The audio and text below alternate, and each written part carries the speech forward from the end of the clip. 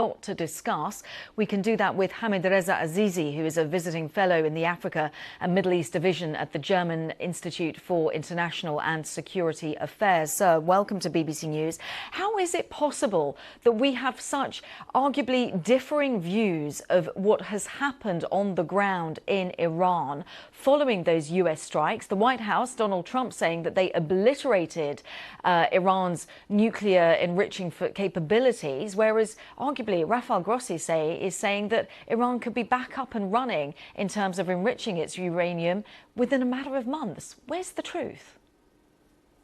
There's two issues here, I think, that have resulted in these contradicting assessments. First is that some of the most important nuclear facilities that Iran had were, stationed deeply underground, like the Fordo facility, which was bombed by the United States. So it is difficult to get any credible data on the exact state of the facilities unless there's some inspectors on the ground.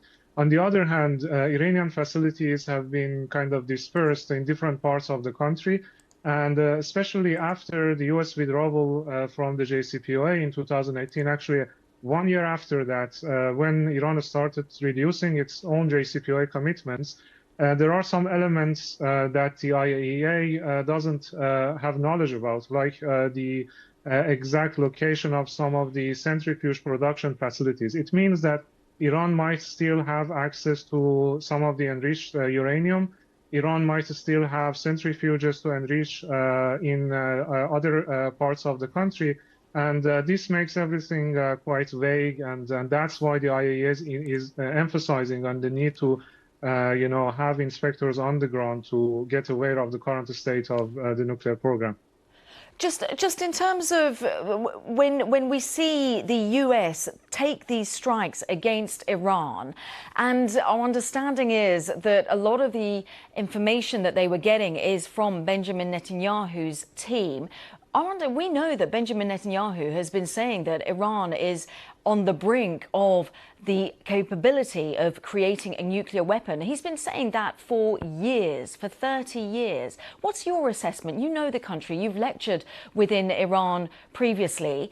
How close are they to this ability to genuinely create a nuclear weapon? That's a very important point you mentioned. Benjamin Netanyahu has been saying this for almost 30 years. And still, right before the attacks happened, there was no indication whatsoever that Iran was actively working on a nuclear weapons program. And interestingly, I would say ironically, even the US intelligence agencies had the same assessment that Iran doesn't have such a program. Here's a fallacy sometimes. It comes from the lack of technical knowledge. So there's two things we need to distinguish. First is the ability to enrich uranium to 90%, that's for sure. Iran was already a threshold state for a couple of years, and it would take only a political decision to enrich to 90%, which is the level required for nuclear weapons. But the other parts of a nuclear weapons program, like delivery systems, like kind of warheads, those things, there's no indication that Iran was working on them. So in that case, in that sense, actually, the argument that it was a preemptive strike is, highly into question, because, preemptive strike is when there is a clear indication of capacity and the willingness of the other actor to take on you militarily. But, all these all these informations were lacking. So I don't think it was the case, and I still don't see that being the case after the attacks. Iran is still indicating that it might be willing to engage in diplomatic track, although they emphasize on the right to enrich domestically. So it's a very delicate situation still, I think. Yeah, it certainly is. Hamidreza Azizi from the German Institute for International and Security Affairs, thank you very much for sharing your expertise.